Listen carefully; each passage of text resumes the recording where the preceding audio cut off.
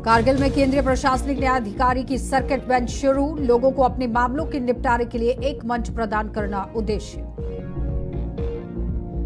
तो जम्मू कश्मीर के अंदर लगातार आप देखिए किस तरह से लद्दाख जम्मू कश्मीर में विधि एवं न्याय विभाग की तरफ से तत्वाधान कारगिल में केंद्रीय प्रशासनिक न्यायाधिकरण की दूसरी सर्किट बेंच शुरू हो गई है और ये बेंच 15 अप्रैल से 17 अप्रैल तक चलेगी, जिसमें 100 से ज्यादा मामले सूचीबद्ध किए गए हैं। इन 3 दिनों में कई वादी अपने सेवा मामले में निवारण के लिए आश्वस्तित हैं। केंद्रीय प्रशासनिक न्यायाधिकरण की एक ये सर्किट बेंच है जिसमें कारगिल के लोगों को अपने मामलों के निपटारे के लिए एक बड़ा अवसर प्रदान करेगी।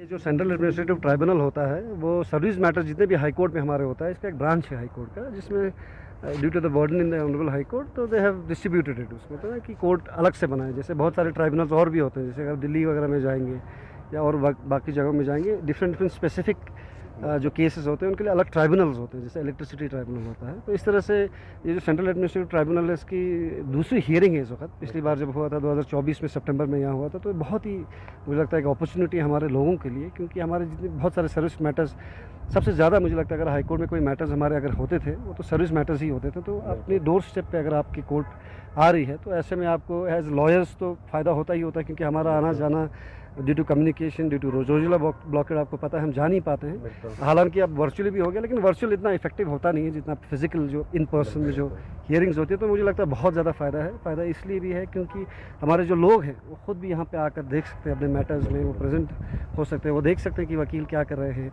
उनके कोर्ट्स में क्या हियरिंग। तो इससे एक सेटिस्फैक्शन, सेंस ऑफ सेटिस्फैक्शन लोगों में आती है।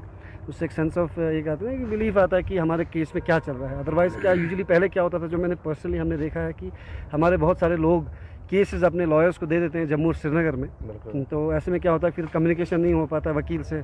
पता चलता है एक साथ बात की जिन्हें आपका केस डिसमिस हो गया है, कभी पता चलता है 1 साल में कोई अपीयर ही नहीं हुआ है। तो एक ट्रस्ट डेफिसिट भी एक हो जाता है, एक कम्युनिकेशन गैप भी होता है लॉयर्स के साथ बाकी।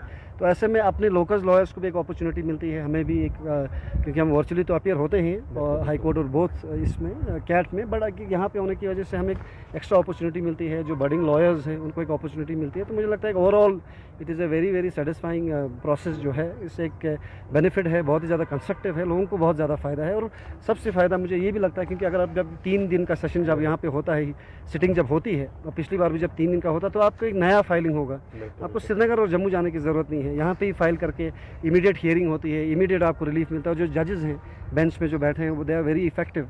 तो मुझे लगता है ओवरऑल बहुत ही अच्छा एक अपॉर्चुनिटी है और इसको कैश करना चाहिए। और मेरी उम्मीद है, मुझे ये उम्मीद है कि आने वाले टाइम में ऑनरेबल हाई कोर्ट का भी एक बेंच होगा लद्दाख में, और इवेंचुअली इंशाल्लाह किसी दिन हमारे स्टेट होंगे तो there will be a proper high court as well as a CAT in Ladakh. But as of now it's a very good start, it's a good beginning कि हमारे यहाँ पे कैट ऑलरेडी है। तो इससे हमारे बहुत सारे मसाइल, बहुत सारे मसले हल हो जाते हैं और लोगों को बहुत ज़्यादा रिलीफ मिलता है। सर अभी कितना केसेस पेंडिंग है सर कारगिल में? मुझे एज ऑफ नाउ जैसे है मतलब 100 से ज़्यादा केसेस होंगे। अब मैं बोल नहीं पाऊंगा बिकॉज उसका एग्जैक्टली इसका डेटा मेरे पास नहीं है, बट मुझे लगता है अगर 100 से ज़्यादा भी एक 1.5 लाख के पॉपुलेशन के लिए कारगिल की अगर बात करेंगे रफली, तो ऐसे में अगर 100 केसेस या 200 केसेस भी अगर होंगे, इट्स ए गुड नंबर। तो ऐसे में मुझे लगता है उन केसेस को यहाँ पे